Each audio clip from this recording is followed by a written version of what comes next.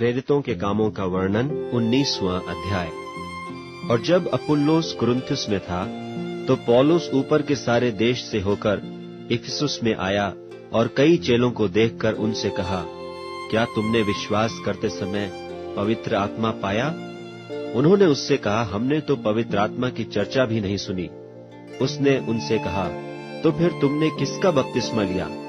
उन्होंने कहा, यूहन्ना का बपतिस्मा। पौलुस ने कहा, यूहन्ना ने यह कहकर मन फिराव का बपतिस्मा दिया कि जो मेरे बाद आने वाला है उस पर अर्थात यीशु पर विश्वास करना।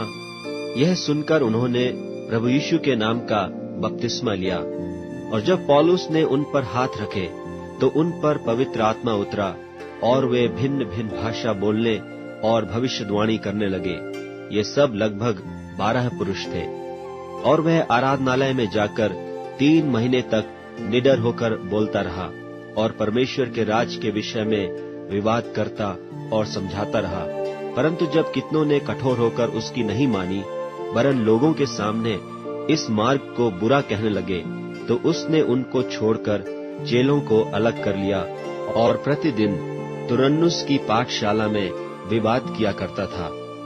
2 वर्ष तक यही होता रहा, यहाँ तक कि आसिया के रहने वाले क्या यहूदी क्या यूनानी सब ने प्रभु का वचन सुन लिया।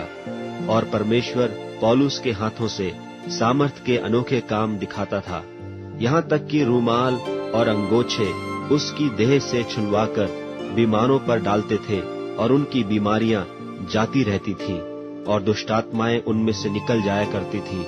परंतु कितने यहूदी जो झाड़ा फूंकी करते फिरते थे, यह कहने लगे कि जिनमें दुष्टात्मा हो उन पर प्रभु यीशु का नाम यह कहकर फूंके कि जिस यीशु का प्रचार पौलुस करता है, मैं तुम्हें उसकी शपथ देता हूँ।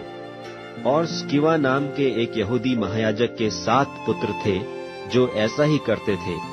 पर दुष्टात्मा ने उत्तर दिया कि यीशु को मैं जानती हूँ और पौलुस को भी पहचानती हूँ, परंतु तुम कौन हो? और उस मनुष्य ने, जिसमें दुष्ट आत्मा थी, उन पर लपक कर और उन्हें वश में लाकर उन पर ऐसा उपद्रव किया कि वे नंगे और घायल होकर उस घर से निकल भागे। और यह बात इफिसुस के रहने वाले यहूदी और यूनानी भी सब जान गए और उन सब पर भय छा गया और प्रभु यीशु के नाम की बड़ाई हुई।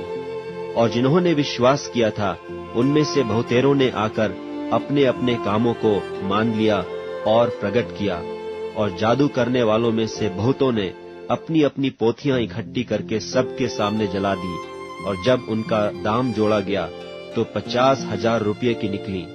यूं प्रभु का वचन बलपूर्वक फैलता गया और प्रबल होता गया। जब ये बातें हो चुकी तो पौलुस ने आत्मा में ठाना कि मकिदुनिया और अखाया से होकर यरूशलेम को जाऊं, और कहा कि वहां जाने के बाद मुझे रोमा को भी देखना अवश्य है। सो अपनी सेवा करने वालों में से तीमुथियुस और इरास्तुस को मकिदुनिया में भेजकर आप कुछ दिन आसिया में रह गया। उस समय उस पंथ के विषय में बड़ा हुल्लड़ हुआ, क्योंकि देमेत्रियुस नाम का एक सुनार अर्तिमिस के चांदी के मंदिर बनवाकर कारीगरों को बहुत काम दिलाया करता था। उसने उनको और ऐसी वस्तुओं के कारीगरों को इकट्ठे करके कहा, हे मनुष्यों, तुम जानते हो कि इस काम से हमें कितना धन मिलता है, और तुम देखते और सुनते हो कि केवल इफिसुस ही में नहीं, वरन प्रायः सारे आसिया में यह कहकर इस पौलुस ने बहुत लोगों को समझाया और भरमाया भी है कि जो हाथ की कारीगरी है वे ईश्वर नहीं। और अब केवल इसी एक बात का ही डर नहीं कि हमारे इस धंधे की प्रतिष्ठा जाती रहेगी, वरन यह कि महान देवी अर्तिमिस का मंदिर तुच्छ समझा जाएगा, और जिसे सारा आसिया और जगत पूजता है उसका महत्व भी जाता रहेगा। वे यह सुनकर क्रोध से भर गए और चिल्ला चिल्ला कर कहने लगे, इफिसियों की अर्तिमिस महान है। और सारे नगर में बड़ा कोलाहल मच गया, और लोगों ने गयुस और अरिस्तर्कुस मकिदुनिया को, जो पौलुस के संगी यात्री थे, पकड़ लिया और एक चित्त होकर रंगशाला में दौड़ गए। जब पौलुस ने लोगों के पास भीतर जाना चाहा तो चेलों ने उसे जाने न दिया। आसिया के हाकिमों में से भी उसके कई मित्रों ने उसके पास कहला भेजा और विनती की कि रंगशाला में जाकर जोखिम न उठाना। सो कोई कुछ चिल्लाया और कोई कुछ, क्योंकि सभा में बड़ी गड़बड़ी हो रही थी और बहुत से लोग तो यह जानते भी नहीं थे कि हम किस लिए इकट्ठे हुए हैं। तब उन्होंने सिकंदर को, जिसे यहूदियों ने खड़ा किया था, भीड़ में से आगे बढ़ाया और सिकंदर हाथ से सैन करके लोगों के सामने उत्तर दिया चाहता था। परंतु जब उन्होंने जान लिया कि वह यहूदी है, तो सब के सब एक शब्द से कोई 2 घंटे तक चिल्लाते रहे कि इफिसियों की अर्थमिस महान है। तब नगर के मंत्री ने लोगों को शांत करके कहा, हे इफिसियों, कौन नहीं जानता कि इफिसियों का नगर बड़ी देवी अर्थमिस के मंदिर और ज्यूस की ओर से गिरी हुई मूरत का टहलुआ है। सो जबकि इन बातों का खंडन ही नहीं हो सकता, तो उचित है कि तुम चुपके रहो और बिना सोचे विचारे कुछ न करो, क्योंकि तुम इन मनुष्यों को लाए हो जो न मंदिर के लूटने वाले हैं और न हमारी देवी के निंदक हैं। यदि देमेत्रियुस और उसके साथी कारीगरों को किसी से विवाद हो तो कचहरी खुली है और हाकिम भी हैं, वे एक दूसरे पर नालिश करें।